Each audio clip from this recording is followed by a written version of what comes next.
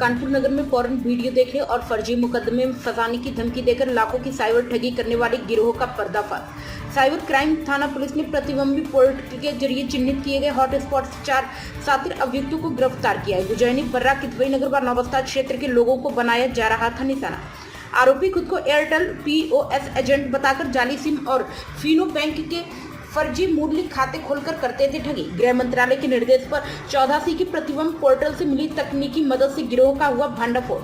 अभियुक्त के खिलाफ थाना साइबर क्राइम में BNS की धारा व दूरसंचार अधिनियम की धारा 42 में केस दर्ज। आज 26 जून को टीम ने लोकेशन ट्रेस कर की गिरफ्तारी। पुलिस कमिश्नरेट की बड़ी कार्रवाई। टोटल साइबर थाने द्वारा आज 4 व्यक्तियों की टोटल अरेस्टिंग हुई है।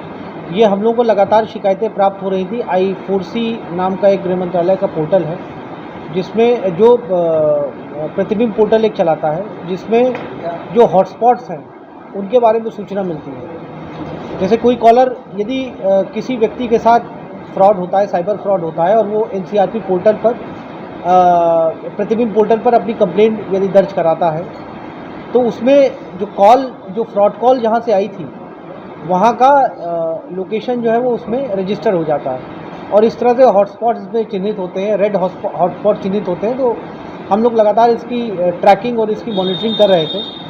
तो इसमें ये आया कि कानपुर में भी इस तरह के हॉटस्पॉट्स हम लोगों ने देखे और इसके ऊपर फिर कुछ वर्क किया हम लोगों ने। इसकी लोकेशंस और इन पे जो जिस तरह के ट्रांजैक्शंस हो रहे थे उसको हम लोगों ने स्टडी किया। उसका जो खाका था उसको हम लोगों ने स्टडी किया और इसके आधार पर 4 साइबर अपराधियों की आज अरेस्टिंग हुई है। इनका नाम है शिवम वर्मा, अंकित दीक्षित, गौरव सचान और ये कासान राइन। ये चारों जो अपराधी हैं ये मूलतः कानपुर के ही रहने वाले हैं। ये सब अलग अलग क्षेत्र में रहते हैं। इनका जो अपराध करने का जो तरीका है, मॉडस ऑपरेंडी है, वो ये है कि ये कॉल करते हैं और कॉल करके जो सामने वाला क्लाइंट है उसको डराते धमकाते हैं और उसको ये बताते हैं कि आप अपने मोबाइल में, स्मार्टफोन में या लैपटॉप पे आप पॉर्न देखते हुए पकड़े गए हैं, पॉर्न वीडियोस देखते हुए पकड़े गए हैं और ये जो है वो इलीगल एक्ट है और आपको गिरफ्तार किया जा सकता है। ये डराते हैं और फिर उसके बाद उससे नेगोशिएट करते हैं, उसको एक्सटॉर्ट करते हैं और एक्सटॉर्शन के बाद ये लोग पैसे ऐंठते हैं। इस तरह से टोटल 66 कंप्लेंट्स उस पोर्टल पर हमें प्राप्त हुई थी, जिसका अवलोकन करने में, जिसकी स्टडी करने के बाद इन सब की अरेस्टिंग हुई है।